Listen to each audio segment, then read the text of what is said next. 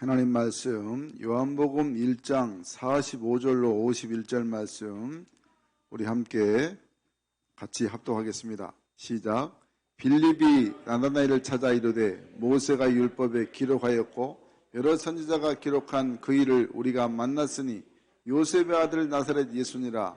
나다나엘이 이르되 나사렛에서 무슨 선한 것이 날 수 있느냐. 빌립이 이르되 와서 보라 하니라.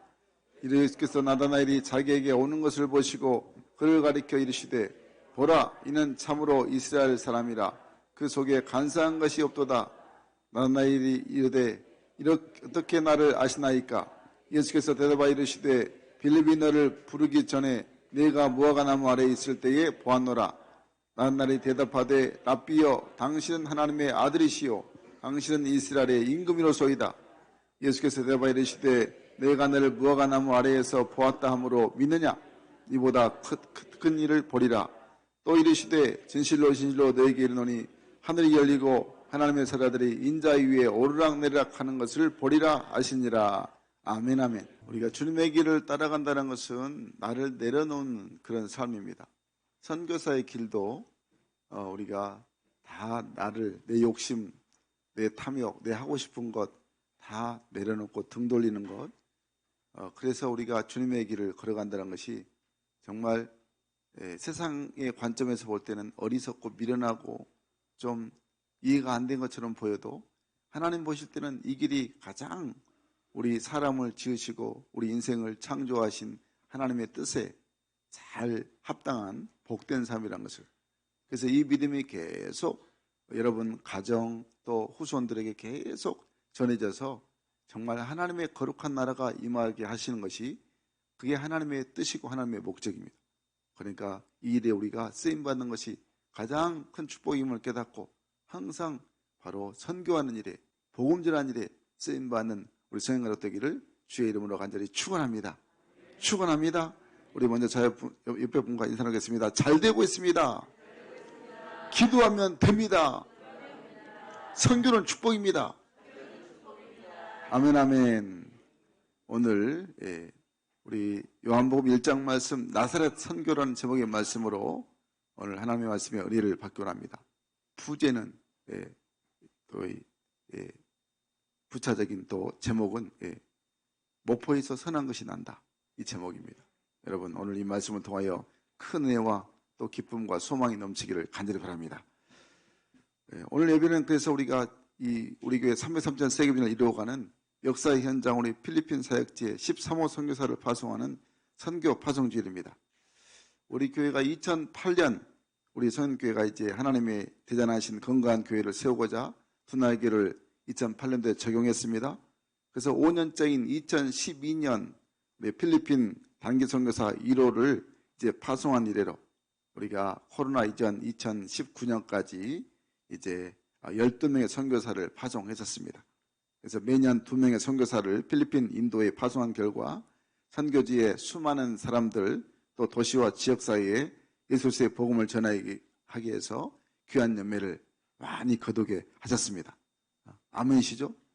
이제 비록 이제 코로나 3년 2020년부터 2022년까지 코로나19로 우리 선교사 파송이 멈춰져 있었는데 이제 다시 복음으로 우리가 무장해서 선교사 훈련을 통해서 오늘 303전 세계비전 13호 우리 김비룡 선교사를 필리핀 마니끼라에 파송하려 합니다.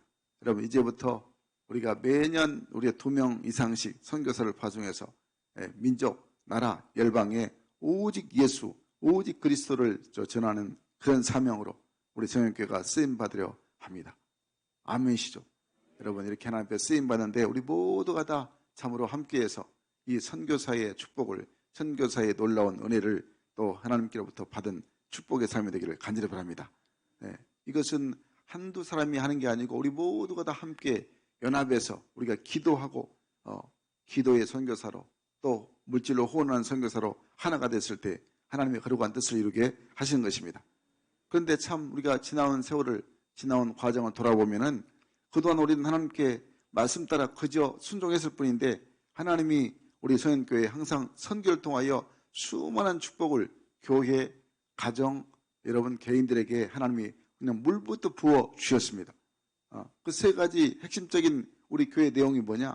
모든 성도들이 이 선교를 통해서 같은 말, 같은 마음, 같은 뜻, 같은 열매로 두 날개로 날아오는 건강한 교회를 이루게 하셨다는 것입니다.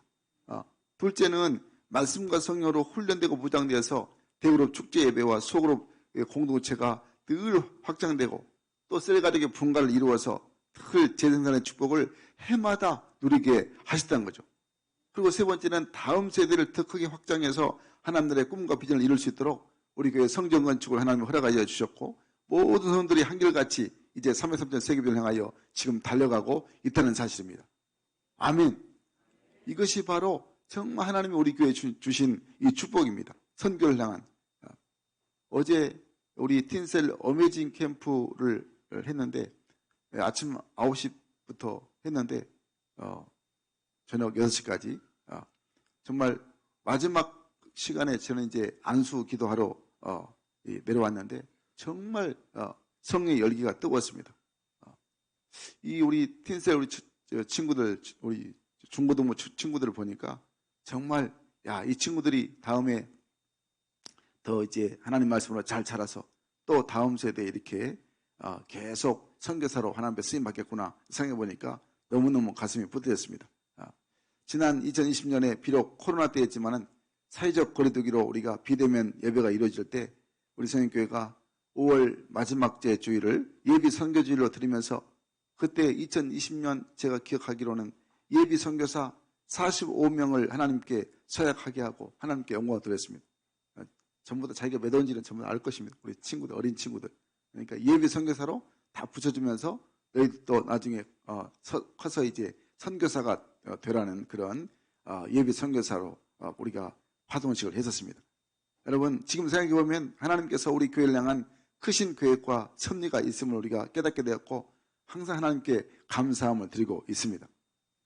지난 한 주간에는 제가 그래서 말씀을 묵상한 가운데 오늘 말씀처럼 이 나다나의 말처럼 나사렛에서 선한 것이 나올 수 있느냐 이 물음을 수없이 제가 들어왔기 때문에 하나님이 우리 교회를 통해서 아무도 알아주지 않는 그 변방 이 시골 동네 이 목포라는 이 시골 동네에서 정말 선한 것이 나올 수 있느냐라는 그런 많은 세상 사람들의 물음에 나는 정말 하나님의 말씀을 통해서 정말 선한 것이 나온다는 확신을 심어주리라 이 마음을 하나님께서 주셔서 참으로 오늘 말씀을 그래서 본문을 묵상한 가운데 나사렛 선교라는 그런 제목을 갖게 되었던 것입니다.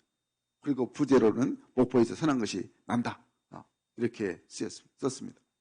여러분 하나님이 하시면 그 어떤 것도 놀라운 역사가 일어나게 되는 것입니다.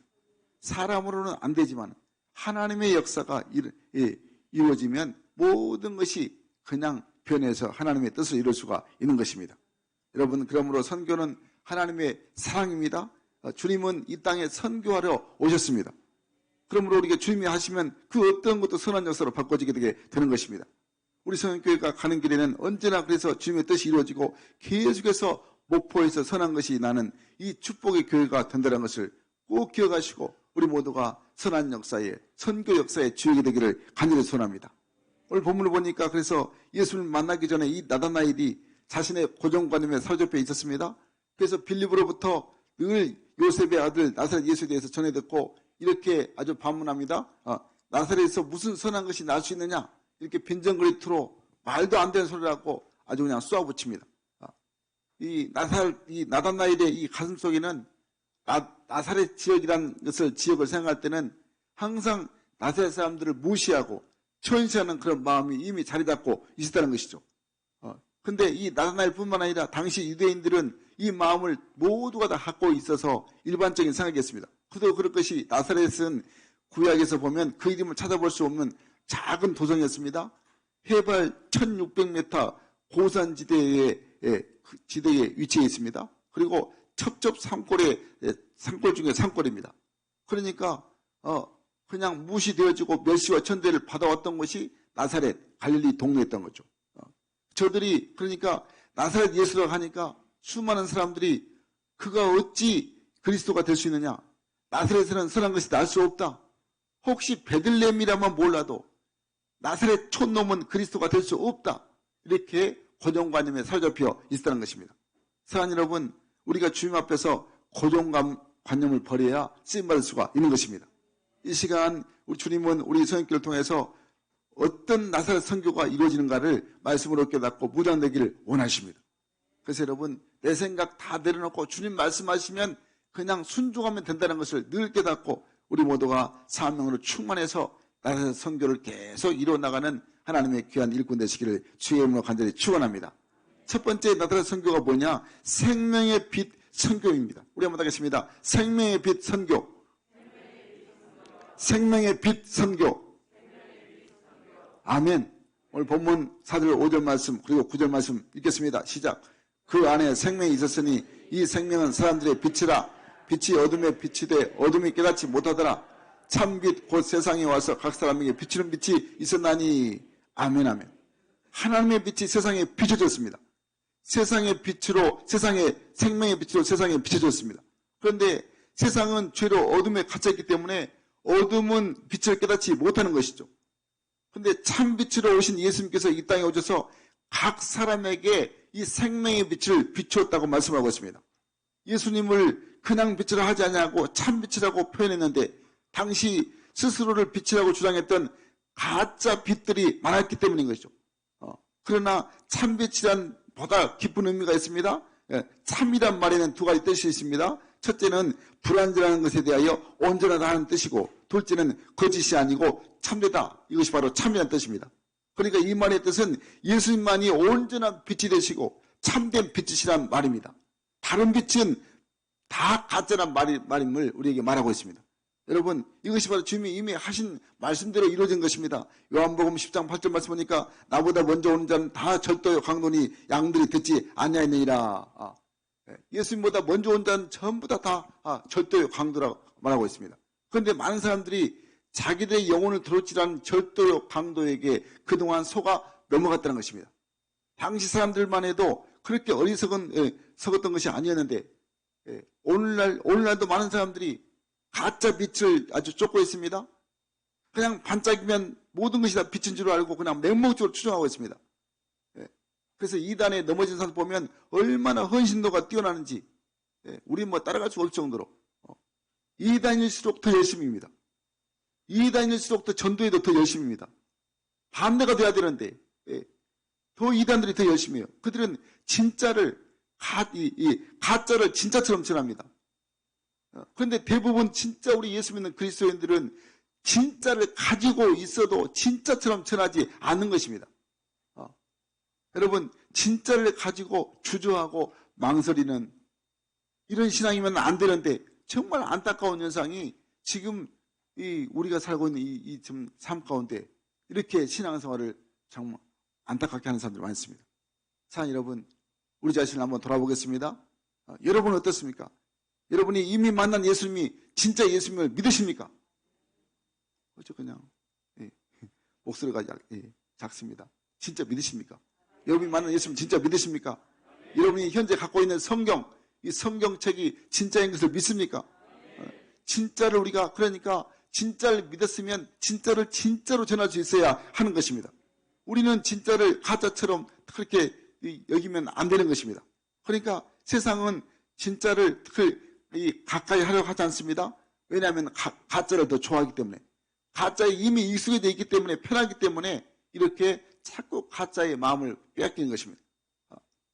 여러분, 빛의 이 속성을 보면 본래 빛은 폭로하는 성질이 있습니다. 가짜가 빛 앞에 서면 자기 정체가 드러나기 때문에 그동안 진짜 행세를 해왔는데 빛이 비침으로 자기 자신이 탄로나니까 아주 가짜는 빛 앞에 그냥 숙입니다.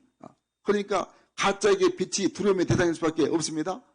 사랑하는 여러분, 우리가 전도하다가 거절당하는 것이 이거 좀 기분 나쁘고 아이고 나 그냥 자존심 상하니까 전도 못하겠다 이렇게 생각하는 것은 옳지 않습니다.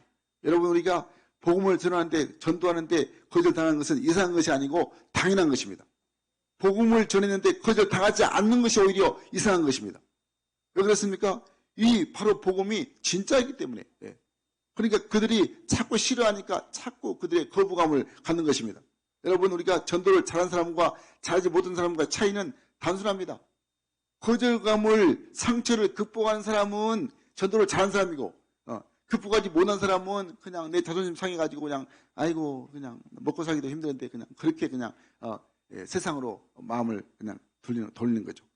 여러분, 사람에게는 누구나 태어날 때부터 거절감에 상처가 있습니다. 태어나면서부터 거절감 당합니다. 그래서 사람들의 마음속 깊숙이는 항상 거절감에 대한 상처가 있습니다.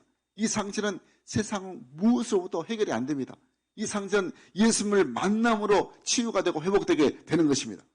이 상처가 치유되지 않으면 또 다른 사람들에게 거절의 상처를 자기 자신도 모르게 주는 것입니다. 내가 받던 상처를 남에게 주니까 더 그냥 또 환경이 어려워지고 힘들어지게 되는 것이죠. 사랑하는 여러분, 거절감의 상처를 극복하시기를 간절히 바랍니다. 정말 예수의 복음을 전하면서 내가 또 누가 나를 그냥 복음을 싫어한다. 그냥 전도지 줬는데 전도지를 그냥 완전히 그냥 쓰레기통에 그냥 탁 그냥 던져버렸는거나 아니면 그냥 전도지를 코를 푼다거나 그러면 그냥 기분이 나빠서 그냥 그런 거절감의 상처가 분명히 있습니다. 근데 그거 다 예수님께 내려놓으면 주님께서 오히려 더 기쁨이 우리 안에 그 하나님의 은혜가 임하여서 치유해 주십니다. 오히려 내 삶이 내 모습이 건강한 자아로 거듭나게 되는 것입니다. 여러분, 그래서 예수님을 증거한 일에 절대 두려워하지 않는 하나님의 사람, 전도자가 되시길 간절히 바랍니다. 왜 그렇습니까? 예수님은 참 빛이십니다. 참 빛이시기 때문에 각 사람에게 비추는 것입니다. 우리 예수님께서 물이나 군중이 아닌 각 사람에게 비추는 빛이었다고 말씀하고 있습니다. 오늘 본문에. 그러니까 모든 사람에게 비추는 빛이 아니고 태양빛은 모든 사람에게 비추는 빛이지만은 그러나 빛 대신 예수님은 각 사람에게 비추는 빛이라고 말하고 있습니다. 각 사람. 그러니까 쉽게 표현하면 우리 한 사람 한 사람을 향해서 비추는 빛이시다고 말하고 있습니다. 이것을 좀 더 쉽게 말하면 나를 향해, 예수님께서 나를 향해 비추는 빛이라고 말씀하고 있습니다. 사랑하는 여러분, 그러므로 생명의 빛이 이 시간 나의 마음속에 내 심령에 비춰주고 있음을 믿으시길 바랍니다. 이 시간 말씀을 들을 때 치료의 빛이 이 시간 내 심령에 비춰주고 있음을 믿으시기 바랍니다. 혹시 교회를 다니면서도 여전히 내가 어두운 심령을 갖고 계신 분이 있다면 이제 마음을 내가 새롭게 해야 됩니다. 주님의 말씀을 통하여 내게 비춰주실 때 내가 새로워지고 주님의 뜻을 내가 잘 이루고 정말 세상에서 승리한 사람이 된다는 것을 항상 깨닫는 자가 돼야 하는 것입니다. 그러면 선생님들 여러분, 항상 빛을 향해서 여러분의 마음을 오픈하시기를 간절히 바랍니다. 참빛 대신 주님께서 마음껏 비출 수 있도록 우리의 심령을 활짝 열어놓아야 하는 것입니다. 그래서 내 심신을 항상 열어놓을 때 바로 마음을 오픈할 때까지 주님이 계속 우리를 비추십니다. 마음을 열도록, 마음을 열어서 그냥 모든 치유받고 회복되고 축복을 누리도록 예수님께서 생명의 빛을 계속 우리에게 비춰주신다는 것을 기억하셔야 하는 것입니다. 아무리 우리가 외면해도 하나님께서는 하나님의 자녀는 우리에게 계속 그 빛을 비춰주신 것입니다. 사랑하는 여러분, 그러므로 오늘 예배자로 모인 우리 모든 각 사람에게 지금 생명의 빛이 비춰주고 있다는 것을 꼭 기억하시고 빛 대신 주님을 향해서 얼굴을 드시기를 간절히 바랍니다. 얼굴을 들어서 그 얼굴 빛을 내가 받을 때 정말 하나님께로부터 주신 놀라운 축복을 우리가 누리게 되게 되는 것입니다. 그러니까 주님께로부터 생명의 빛을 받으면 오늘 말씀의 주제가 바로 선교인데 이 선교가 그 무엇보다 소중하고 귀한 것임을 깨닫게 되게 되는 것입니다. 그래서 우리가 선교에 동참할 때 이 생명의 빛 선교가 이루어진다는 것을 꼭 기억해서 항상 우리가 내 얼굴을, 내 마음을 정말 주님께 온전히 그냥 열어놓고 주님의 빛을 받는 하나님 앞에 아름답게, 그래서 이 생명의 빛으로 쓰임받는 우리 모두가 되기를 주의 이름으로 간절히 축원합니다. 축원합니다. 두 번째, 나사렛 선교는 하나님의 어린 양 선교임을 우리에게 말씀을 하고 있습니다. 우리 한번 따겠습니다. 하나님의 어린 양 선교. 하나님의 어린 양 선교. 오늘 본문 29절 말씀 읽겠습니다. 시작. 이튿날 요한이 예수께서 자기의 나오심을 보고 이르되 보라, 세상 죄를 지고 간 하나님의 어린 양이로다. 아멘 아멘. 세례 요한, 우리가 누가복음 1장에 보면 세례 요한의 모습을 알 수가 있는데 예수님보다 6개월 먼저 태어난 사람입니다. 근데 예수님과 가장 가까운 또 친척입니다. 특별히 어려서부터 그냥 서로 한 동네에서 자라니까 야자하면서 친구처럼 지냈습니다. 더더욱이 세례 요한이 그 시대에 가장 인기 있는 설교자였고 선지자였고 또 예루살렘에서 조르단에 파송되어서 올 정도로 주목받는 영적인 지도자가 바로 이 세례 요한이었습니다. 이런 세례 요한이 예수님에 대해서 하나님의 아들이라고 말합니다. 자기는, 이 세례 요한은 예수님이 오심을 그의 신발끈을 푸는 것도 감당하지 못한다라고 고백합니다. 그래서 이렇게 고백합니다. 나는 물로 세례를 주지만 그는 불로 세례를 주신 분이다. 바로 그가 하나님의 아들이다. 이렇게 아주 그냥 강력하게 선포합니다. 이게 보통 일이 아닙니다. 그래서 오늘 세례요한이 고백합니다. 보라, 세상 죄를 지고 온 하나님의 어린 양이로다. 이 말이 단순히 보란 말이 아니고 감탄과 놀라움으로 바라보라는 것입니다. 그러면 예수님이 이 땅에 세상 죄를 지고 온 하나님의 어린 양으로 예수님이 오셨음을 깨닫게 된다는 것입니다. 그리고 성경에서 이 하나님의 어린 양에 대한 그 깊은 의미가 구약적인 배경을 잘 이해를 하면 금방 쉽게도 깨달을 수가 있습니다. 이 하나님의 어린 양의 구약적인 배경이 뭐냐면 첫 번째가 늘 유월절 어린 양을 보라는 것입니다. 유월절 어린 양. 유월절이 바로 유월절 넘어간다. 재앙이 넘어간다 뜻입니다. 이 재앙이 넘어갈 때 이스라엘 백성들에게 그동안 하나님께서 애굽에서 노예 생활하던 이스라엘 백성들을 해방시키기 위해서 바로 애굽의 바로 왕에게 여러 가지 10가지 재앙을 내렸습니다. 그 마지막 10번째 재앙으로 사람이든 동물이든 모든 처음 난 것이 전부 다 죽는 바로 장자 재앙이었던 거죠. 여기에 이스라엘 백성들도 예외가 아니었습니다. 그런데 하나님께서는 모세를 통해서 이스라엘 백성들에게 어린 양을 준비하도록 하셨던 것입니다. 그리고 사흘 동안 집에서 늘 같이 먹고 한 방에서 자고 지내도록 했다는 것입니다. 그러니 이 양을 어린아이들이 얼마나 교회했겠습니까? 그런데 하나님께서는 사흘 후에 이 정든 어린 양을 잡도록 했던 것입니다. 채 식지도 않는 어린 양의 피를 그래서 좌우 문설주에 문인방에 바르도록 했다는 것이죠. 3일 동안 같이 한 방에서 어린 양을 정말 애중지하고 같이 있었는데 그 어린 양을 잡아서 그냥 피가 뚝뚝 떨어지는 붉은 피를 보는 이 사람들의 마음이 얼마나 섬뜩했겠습니까? 그런데 그 결과 어린 양의 피를 바른 이스라엘 백성들의 모든 집은 닳았다는 것입니다. 애굽의 모든 장자들은 전부 다 죽임을 당했지만은 이스라엘 집에 특히 있었던 모든 장자들은 개미 새끼 한 마리도 죽지 않았다는 것입니다. 그러니까 이 어린 양의 피가 이스라엘 집에 있는 모든 첫 태생에 대한 대속물이 되었기 때문에 바로 어린 양의 피가 이스라엘을 구원해 냈다는 거죠. 그래서 이 어린 양이 바로 이스라엘의 구원의 날이요 해방의 날인 것입니다. 그러면 여러분 하나님의 어린 양이라는 것이 우리에게 이렇게 구원과 해방을 주는 유월절 어린 양의 대속의 의미가 있다고 말씀하고 있는 것입니다. 그리고 하나님의 어린 양의 구약적 배경의 두 번째 의미는 속죄제사의 어린 양, 속죄제사의 어린 양. 그러니까 이스라엘이 범죄했을 때에 하나님으로부터 속죄함을 받을 수 있는 길을 허락하셨다는 것입니다. 그 어린 양을 통해서 이 죄가 다 용서받음을 허락이 됐던 거죠. 이스라엘 신들이 원치 않게 죄를 범했을 때도 그는 흠이 없는 어린 양을 데리고 하나님께서 임재하신 성전 앞으로 나아갑니다. 그리고 그 앞에서 어린 양의 머리에 손을 얹어서 안수한 후에 자기 죄를 고백합니다. 그러니까 내가 죄를 지어서 내가 죽어야 되는데 죄를 지었으면 반드시 죽어야 되니까. 근데 죽게 되니까. 근데 어린 양이 동물이 나를 대신해서 대신 죽게 되니까 바로 이제 안수한 후에 자기 죄를 고백합니다. 하나님, 제가 죄를 범했습니다. 탐욕을 품었습니다. 저의 죄를 용서해 주십시오. 하나님, 제 경쟁자가 잘 될 때에 그냥 누구 옆집 사람이 잘 되니까 나도 모르게 시기했습니다. 질투했습니다. 비난했습니다. 또 흉을 보았습니다. 이런 것을 낱낱이 고백합니다. 이제 이 어린 양 대신 죽으니까. 그리고 마음으로 간음하였습니다. 눈으로 범죄했습니다. 거짓으로 형제를 모함하고 비방했습니다. 하나님 이 모든 것 용서해달라고 자기 죄를 고백합니다. 그리고 나서 자기 손으로 이 어린 새끼 양을 목을 그냥 칼로 따서 이렇게 피를 내게 해서 그렇게 그 피를 좌우 문설주에 바른 것입니다. 그러니까 그 양을 어린 양을 생각해보면 주인이라고 그냥 주인의 뒤를 쫄쫄쫄 따라 들어왔던 이 어린 양이 애처로운 이 비명 한마디를 남기고 그냥 주인을 대신해서 죽었다는 것입니다.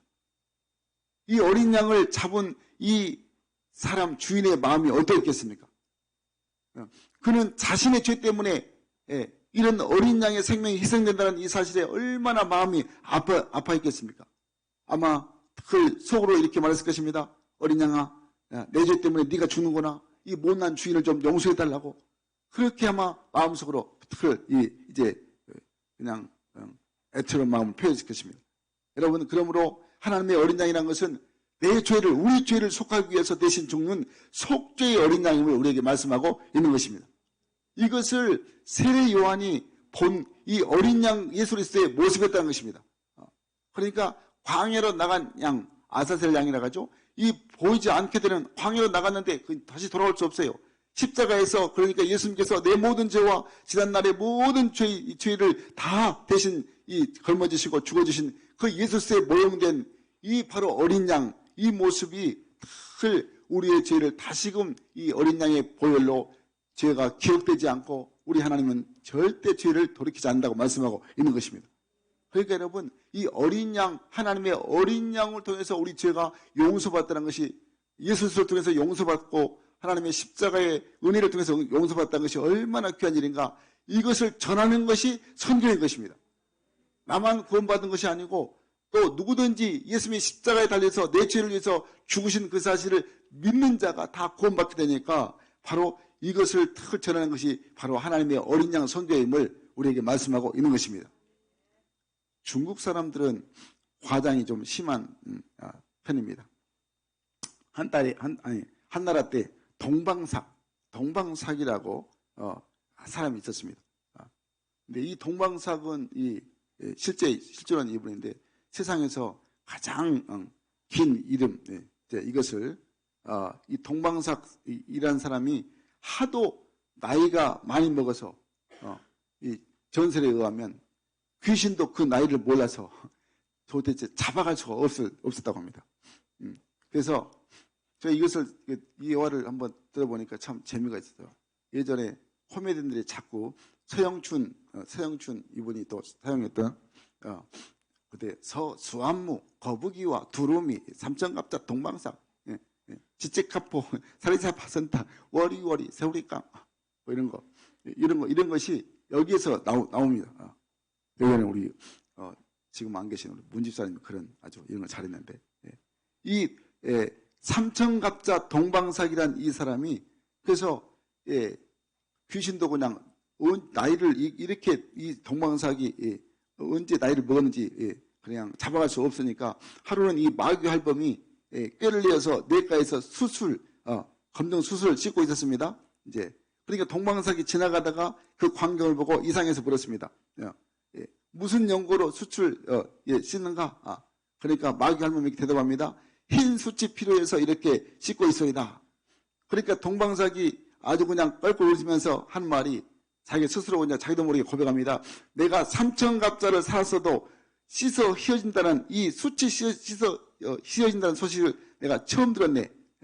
그러니까 삼천갑자, 천년의 세월 3,000년인데 고박이 갑자가 바로 1갑자가 60년이니까 고박이 하면 18만 년을 이 동방삭이 지금 살았다는 것입니다. 그 나이를 몰라서 귀신이 못 데려갔는데 이제는 나이가 탄로나가지고 죽었다는 전설이 있는 거죠. 그러니까 이 동방삭이 말한 것처럼 수춘, 까만 수춘 아무리 씻어도 희될 수가 없습니다. 희게 될 수가 없습니다. 이게 제가 비유로 하고 있는 말인데 사람의 죄도 마찬가지라는 것입니다. 아무리 노력해도 더러운 죄를 씻을 수가 없는 것입니다. 씻을 길이 없는 것입니다. 다만 한 가지 성령께서 우리 죄를 깨닫게 하시고 예수의 보혈의 공로로 각 사람에게 적용시킬 때만이 예수의 보혈을 나름의 십자가에 죽으신 예수의 보혈을 믿는 자만이 그 수춘검과 같은 우리의 죄가 눈같이 휘어지게 된다는 것입니다. 믿으십니까? 이 사실이 믿어져야 내 죄가 예수님의 십자가의 피로 깨끗하게 용서받고 하나님 자녀된 그 은혜를 누리게 되는 것입니다. 그러니까 예수님께서 세상 죄를 지고 가는 하나님의 어린 양이 되었을 때 예수님께서 우리의 죄의 모든 대가를 지불하시기 위해서 기꺼이 생명을 내어 주셨다는 것입니다. 지금도 우리가 예수님께 죄를 고백하면 용서를 구하면 하나님의 용서와 긍휼을 힘입어서 하나님 자녀된 축복을 누리게 되는 것입니다. 그러니까 하나님의 어린 양 되신 예수님께서 우리를 위해서 십자가에 죽으신 그 하나님의 뜻이 전하는 것이 선교, 나사렛 선교라는 것을 늘 잊지 마시고 정말 이 놀라운 하나님의 어린 양 되신 내 죄를 위해서 모든 죄를 십자가에서 담당하신 그 보배로운 피가 나를 살리셨고 또 다른 사람을 살리기 위해서 내가 복음을 전할 때 이 하나님의 놀라운 구원의 역사가 임하게 된다는 것을 이를 위해서 우리에게 선교사로 어느 곳에든지 복음 전하는 선교사로 우리를 하나님께서 부르셨다는 것을 항상 마음에 새겨서 우리 모두가 다 선교사로 쓰임받기를 주의 이름으로 간절히 축원합니다. 마지막으로 오늘 이 나사렛 선교는 세계 비전을 이루는 선교임을 우리에게 말씀하고 있습니다. 우리 한번 따겠습니다. 세계 비전을 이루는 선교. 세계 비전을 이루는 선교. 오늘 본문 50절 말씀 읽겠습니다. 시작. 예수께서 대답하여 이르시되 내가 너를 무화과나무 안에서 보았다 하므로 믿느냐? 이보다 더 큰 일을 보리라. 아멘 아멘. 우리나라에 복음이 전해진 지가 이제 지금 140년 가까이 됩니다. 기독교가 1885년도 우리가 잘 아는 언더우드 선교사 또 아펜젤러 선교사에 의해서 우리나라에 복음이 들어왔습니다. 그러니까 지금으로부터 계산해 보니까 138년 됐습니다. 그러니까 지금 우리나라가 예수 믿는 성도들의 모습을 보면 거의 뭐 1000만은 안 되고 이제 한 800만 정도 예상을 합니다. 그러니까 5만 교회 800만 성도라고 하는데 놀라운 성장을 가져왔습니다. 정말 이것은 하나님의 큰 축복이지 축복이지 않을 수가 없습니다. 그런데 오늘 문제는 정말 하나님 우리에게 이 땅에 교회를 세우신 것은 교회가 교회다운 교회, 성도가 성도다운 성도가 얼마나 되느냐가 중요한 것입니다. 숫자가 많고 뭐 1000만 명 모인다, 뭐 5만 명, 6만 명 교회가 있다, 뭐 이것이 중요한 게 아니고 진짜 교회다운 교회, 성도다운 성도가 얼마나 되느냐가 그걸 우리가 하나님이 관심의 대상이라는 것입니다. 그럼 교회, 이 땅의 교회들 보면 마치 탈선한 이 기차나 짓지 못한 개가 기능이 상실된 것 같이 교회도 이 땅에 하나님께서 주신 이 기능이 있는데 세상을 살리려고 교회를 세우셨는데 이 시대의 교회가 무엇을 해야 할까를 바로 깨달아야 되는데 그렇지 못하고 그냥 늘 세상 사람들에게 이렇게 안타까운 그냥 비난만 받고 욕을 먹는 그런 일들은 결국에 우리가 잘못된 신앙생활을 했기 때문에 항상 교회에서 예배드리는 생활하고 삶에서 우리가 아름답게 저들에게 비춰지는 빛과 소금의 역할을 감당하는 그런 아름다운 섬기는 모습이 아직 저들에게 보여지지 않았기 때문인 거죠. 여러분, 그러므로 항상 우리가 이 생활을 살아갈 때 지금 늘 매일 보도되는 이 사회가 늘 흉악해져 가고 환경과 오염 또 뿐만 아니라 뭐 또 후쿠시마 또 원전 이것을 계속 또 흘려보낸다고 하니까 정말 힘들어지고 이런 모든 것들 우리 사람들의 마음과 영혼과 정신이 점점점 희미해져 가고 오염되어 가고 있다는 것입니다. 밤에는 보면 정말 너무 그냥 휘황찬란한 밤거리들 불빛이 그냥 번쩍번쩍하고 그냥 좀 저들에게 정말 진정한 희망을 주고 생명을 살리는 빛이 있어야 되는데 그냥 세상 불빛으로 밝아지는 그런 모습을 주님이 원하지 않은데 반대로 보면 하나님이 이 세상 예수 믿는 사람들을 우리에게 또 이 땅에 허락해 주실 때 정치, 경제, 사회, 문화 어느 분야든지 그리스도인이 없는 곳이 하나도 없는데 다 그리스도인이 있는데 그러나 그곳에서 어느 성한 곳 없이 병들어 있고 오히려 썩어 냄새나는 그런 잘못된 지금 성도, 잘못된 교회가 되어 가고 있다는 것이 너무너무 가슴 아픈 현실인 것입니다. 그러니까 우리가 세상에 방부제 역할을 해야 되는데 소금의 역할을 해야 되는데 빛의 역할을 해야 되는데 그게 주님께서 우리를 부르실 때 너희는 세상의 빛이다, 너희는 세상의 소금이다고 우리에게 분명히 사명을 주는데 그 사명을 제대로 감당하지 못하고 있다는 것입니다. 교회가 많아질수록 세상이 달라지고 성도가 많아질수록 방부제 같은 소금과 같은 역할을 잘해서 건강한 사회가 되고 진짜 예수 믿는 하나님 나라가 이루어져야 되는데 그게 바로 우리의 신앙이 정말 올바르게 하나님 말씀의 가치관에 의해서 바르게 정립되어야 한다는 것입니다. 사랑하는 여러분, 이 시대의 교회가 빛을 잃어가고 소금의 맛을 잃어가면 안 됩니다. 이 시대의 교회가 해야 될 일이 정말 무엇인가를 우리가 거룩한 고민을 해야 됩니다. 나 혼자 내 개인부터 시작해서 내가 하나님 말씀 앞에 얼마나 올바르게 좀 서 있는가를 항상 우리가 그걸 바로 깨닫는 자가 되어야 하는 것입니다. 오늘 말씀에 그래서 이 빌립을 통해서 늘 전도를 받고 예수를 영접한 사람, 이 나다나엘은 이 사람이 주님께 인정받는 사람이 됐다라고 말합니다. 처음부터 인정받는 게 아니고 이제 빌립을 통해서 와보라 하니까 예수님 앞에 나와보니까 정말 이제 예수를 만나니까 나다나엘이 변하게 됐습니다. 그의 신앙 인격이 완전히 변화되었습니다. 예수님께서 말씀하십니다. 이는 참 이스라엘 사람이고 그 속에 간사한 것이 없도다 이렇게 인정하셨습니다. 참된 그리스도인이라는 것이 바로 인격을 말하고 있는 것이죠. 이 바른 신앙의 인격이 바른 이 열매에서 또 신앙에서 나오게 된다고 말하고 있습니다. 여러분, 우리가 뿌리가 건강한 나무가 좋은 열매를 맺는 것처럼 하나님 앞에서 바른 뿌리를, 믿음의 뿌리를 가는 사람이 사람다운 사람으로 양심을 갖춘 인격으로 우리가 생활 속에서 주님의 빛을 드러나게 되는 것입니다. 여러분, 그러니까 사람은 외모를 보지만 우리 하나님은 중심을 보신다는 것을, 하나님은 이 시대에, 이 폐역한 시대에, 타락한 시대에 하나님은 이런 진실한 자를 찾는다는 것을 기억해야 하는 것입니다. 사무엘상 16장 7절 말씀 보니까 이스라엘의 2대 왕을 뽑을 때 하나님의 기준이 나와 있습니다. 한번 같이 읽겠습니다. 시작. 내가 보는 것은 사람과 같지 아니하니 사람은 외모를 보거니와 나 여호와는 중심을 보느니라. 아멘 아멘. 하나님께서 보시는 것과 사람의 보는 기준이 달랐던 것입니다. 사람은, 하나님은 안과 밖을 다 보시고 평가하시는데 그걸 하나님께서 평가가 정확합니다. 그런데 그걸 사람은 늘 외적인 것만 보죠. 우리 시편 94편 9절 말씀 보니까 귀를 지으시니가 듣지 아니하시랴, 눈을 만드시니가 보지 아니하시라 했습니다.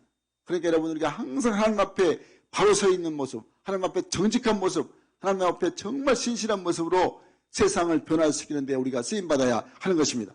그러니까 우리가 중심을 다해서 하나님을 사랑하고, 중심을 다해서 기도하고, 중심으로 충성하고, 중심을 다해서 봉사하는 하나님의 자녀가 되어야 한다는 것입니다. 우리 예수님께서 그래서 청복음을 전하기 위해서 많은 일꾼을 필요로 하셨습니다. 그때에 늘 글 잘 쓰는 문필가를 찾지 않으십니다. 또 수단과 방법이 좋고 말 잘하기를 잘하는 정치가를 부리지 않습니다. 많고 많은 사람 중에서 기교하는 것도 방법도 없지만 다만 하나님 앞에서 정직하고 우직하고 진실함을 가진 이 베드로와 같은 어부를 불러다가 주님의 수지자로 주님께서 삼으신 것처럼 이게 주님의 방법이고 주님의 뜻이고 주님께서 이 부르신 사람, 진실한 사람, 우직한 사람, 신실한 사람을 찾으신다는 것을 기억해야 하는 것입니다.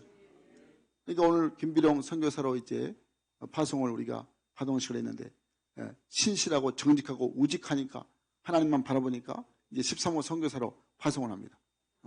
여러분, 그러니까 정말 주님 보시기에 이렇게 믿음에 정직한 사람, 하나님 말씀 앞에 신실한 사람, 항상 우직한 사람이 돼야 하는 것입니다. 오늘 예수님께서 그래서 나단나엘의 중심을 보시고 그 속에 간사함이 없는 것을 말씀했습니다.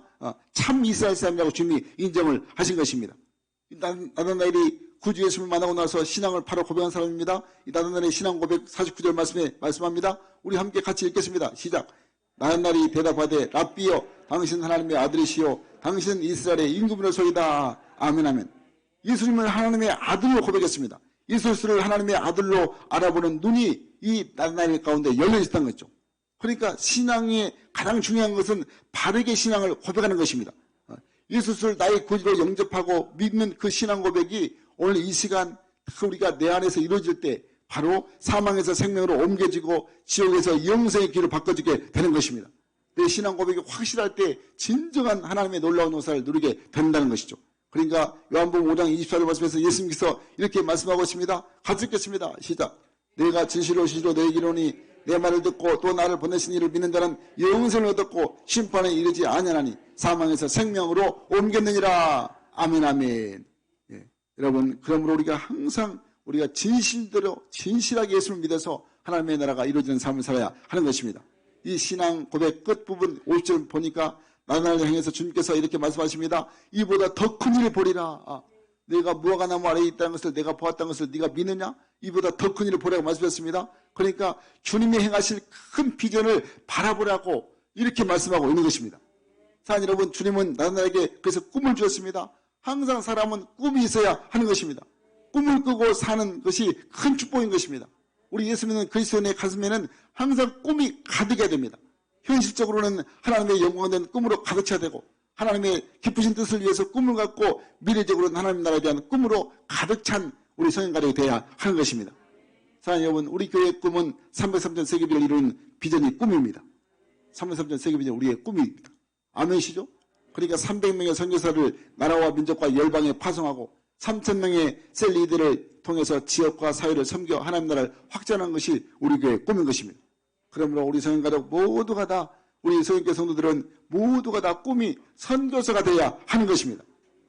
나가는 선교사만 선교사가 아니고 보내는 선교사, 항상 보낼 때 믿음으로 또 후원하고 물질로 후원하고 기도로 후원하고 이 모든 우리가 보내는 선교사로 쓰임받게 되게 되는 것입니다. 나가는 선교사가 아니면 보내는 선교사로 크게 쓰임받는 우리가 되어야 하는 것입니다. 여러분, 쉽습니다. 정말 쉽습니다. 선교사 되는 거 쉽습니다.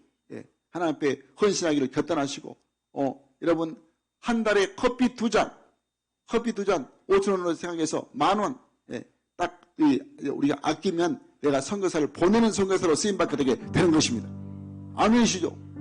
여러분, 지난번에 우리 4월 셋째 주에 우리가 선교사 파송, 예비 선교사 파송, 우리에서 우리가 작정했는데, 혹시 또 내가 하려고 마음 먹었었는데, 그냥 시간이 지나가서 못했다면, 오늘 여러분 주보에 나와있죠? 주보에 지금 좀 이따가 하겠습니다. 전부 다. 여러분 복 받는 길입니다. 한 달에 10,000원, 커피 2잔 아껴서, 여러분, 우리 김비용 선교사 오늘 우리 간증했는데, 정말 1년 동안 필리핀에서 열심히 복음전하는데 쓰임받는 그런 후원자가 되시기를, 우리가 보내는 선교사가 되시기를 간절히 바랍니다. 우리 모두가 그러므로 항상 온 세상에 복음을 전하는 선교로 쓰임받고 아브라함의 축복을 받아서 대의를 위해서 충성하는 복된 생각 되기를 주의 이름으로 간절히 축원합니다. 축원합니다. 아멘.